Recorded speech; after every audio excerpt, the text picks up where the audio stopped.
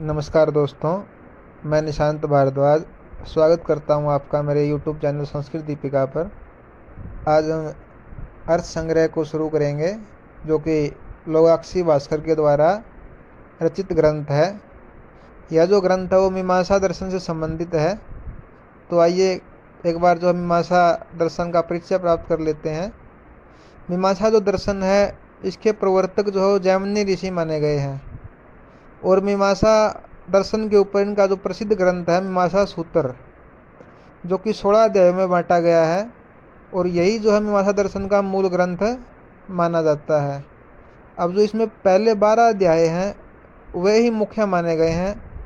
अंतिम 4 अध्याय जो है प्रशिष्ट है, इसलिए इन्हें एक्स्ट्रा पोर्शन भी कह देते हैं। मतलब तो कुल मिला के 12 जो अध्याय हैं, 12 अध्यायों के कारण ही जो है मीमांसा दर्शन को या मीमांसा सूत्र को जो है द्वादश लक्षणी के नाम से भी जाना जाता है।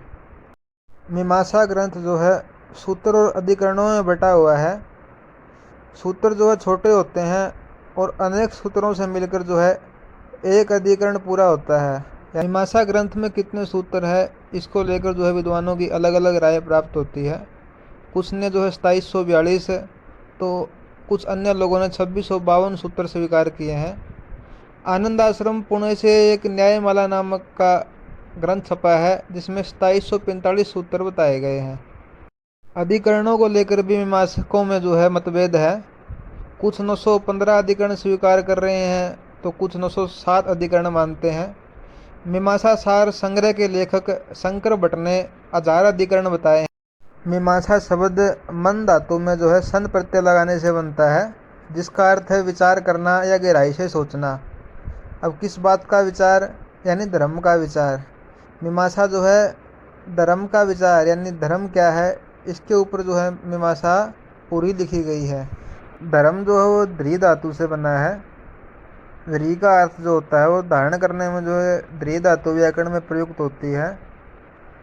और धारणात् धर्म है इत्याहु, यह एक उक्ति भी है। धारणात् इसमें जो है पंचमी विभक्ति है, यानी जो धारण करता है वही धर्म कहलाता है।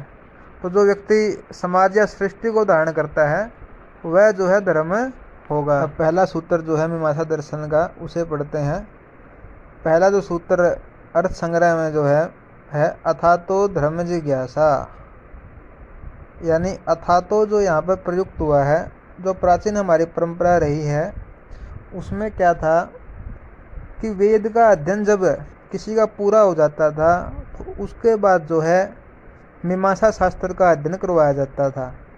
तो यहाँ अथातो जो शब्द है, यानी वेद के अध्ययन के बाद अथातो यानी अनंतरीय अर्थ में प्रयोग हुआ है कि वेद के अध्ययन के बाद अब जो है धर्म की जिज्ञासा जो है करनी चाहिए।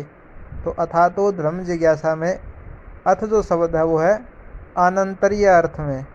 अथ शब्द का जो है अलग अलग ग्रंथों में जो है 3 कारण से ये प्रयुक्त होता है। कहीं पे जो है ये मंगल अर्थ में प्रयुक्त होता है, तो कहीं पे जो है प्रश्नवाचक, प्रश्न पूछने के लिए ये अथ शब्द का प्रयोग किया जाता है। तो यहाँ पे जो अथ शब्द है वो अनंतरीय है कि यहाँ से जो अब हम मीमांसा शास्त्र को जो है शुरू करने जा रहे हैं, तो इस अर्थ में प्रयुक्त हुआ है। अर्थ संग्रह में जो है कहा गया है वेद प्रतिपाद्य है प्रयोजनवद अर्थो धर्म है।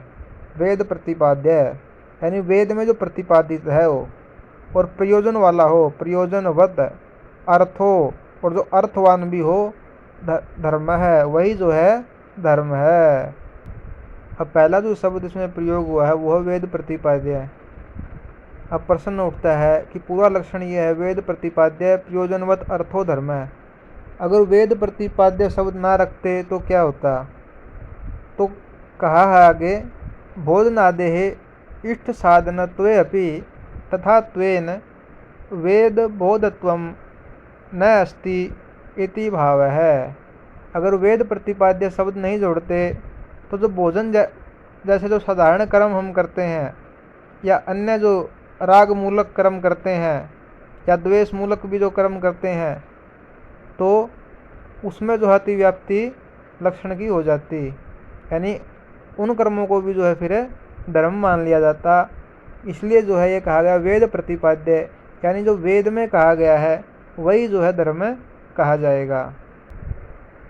अब उदाहरण भी दिया है कि जब भूख लगती है तो हम भोजन करते हैं, यह तो स्वाभाविक व्यवहार है, इसके लिए जो है वेद की आज्ञा की आवश्यकता नहीं है। लेकिन जो यज्ञ है या दान होम आदि जो है, ये विशेष रूप से जो है वेदों में बताया गया है कि किस प्रकार से किए जाना चाहिए, इसलिए इन्हीं को जो है धर्म माना है। इसलिए जो है वेद प्रतिपाद्य का प्रयोग किया, ताकि भोजन आदि जो अन्य कार्य हैं उनको जो है धर्म से बाहर रखा जा सके।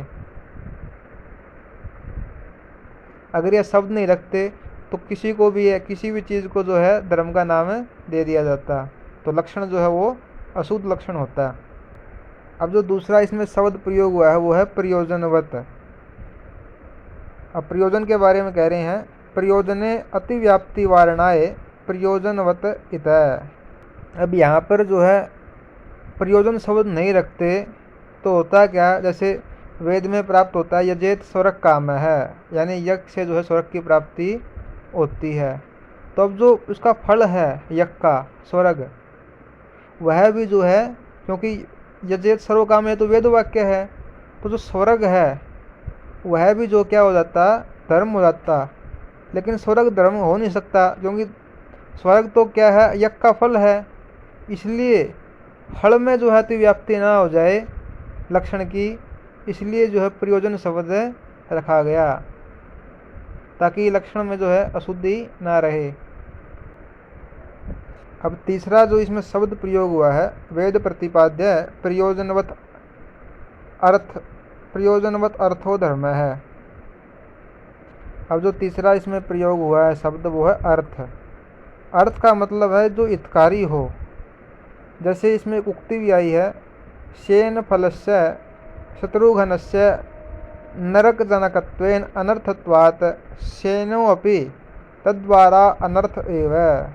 अगर अर्थ शब्द ना रखते तो होता क्या, वेद में जो है जो साधारण यज्ञ के अतिरिक्त जो है ऐसे कर्म भी बताए गए हैं, जिस ऐसे यज्ञ जैसे शेन याग है। अब शेन याग जो है उसको इसलिए किया जाता है ताकि शत्रु का नाश हो जाए। अब जो ये शत्रु का नाश है, इस प्रकार के कर्मों में जो है लक्षण न चला जाए, इसलिए जो है अर्थ शब्द लिखा गया। अर्थ का मतलब है कि ऐसा कर्म जिससे हित होता हो, जो हितकारी हो, वही कर्म जो है धर्म माना जाएगा। तो पूरा लक्षण जो कहा गया कि वेद प्रतिपाद्य प्रयोजनवत अर्थो धर्म है, कि जो सेन याग आदि में जो कि वेदों में बताया गया है उसे धर्म ना मान लिया जाए, उसमें जो है लक्षण घटित ना हो, इसलिए जो है अर्थ शब्द रखा गया। तो इसके बाद कहा, वेद प्रतिपाद्यत्वे प्रयोजनवत्वे च सत्यर्थत्वं धर्मत्वम् इति धर्मलक्षणम उपपन्नम। यानी धर्म तो वही है जो वेद प्रतिपाद्यत्वे, वेद में कहा गया हो, और जो फल देने वाला हो यानी प्रयोजन वाला हो, और सत्य अर्थत्वम यानी वास्तव में हितकारी और सार्थक जो है उसी को जो है धर्म स्वीकार किया जाएगा। तो इस प्रकार से जो है अर्थ संग्रह में जो है अथातो धर्म जिज्ञासा यानी धर्म की जिज्ञासा करने पे जो है आचार्य ने जो है वेद प्रतिपाद्य है प्रयोजनवत अर्थो धर्म है, इस सूत्र के माध्यम से जो है धर्म का लक्षण बताया। वेद प्रतिपाद्य यानी जो वेद में बताए गए हैं यज्ञ आदि दान होम, ये जो है धर्म है। अगर सिर्फ इतना लक्षण करते प्रयोजनवत अर्थो धर्म है, तो प्रयोजन के लिए तो हम भोजन भी करते हैं, तो वो भी धर्म माना जाता, क्योंकि भोजन तो शरीर की एक आवश्यकता है, उसे धर्म नहीं कहा जा सकता। भोजन तो जानवर और पशु भी करते हैं।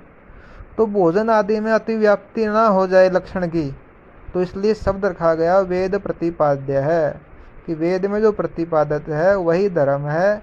इसके अतिरिक्त जो चीज़ें हैं उनको धर्म नहीं कहा जाएगा। दूसरा शब्द रखा प्रयोजन।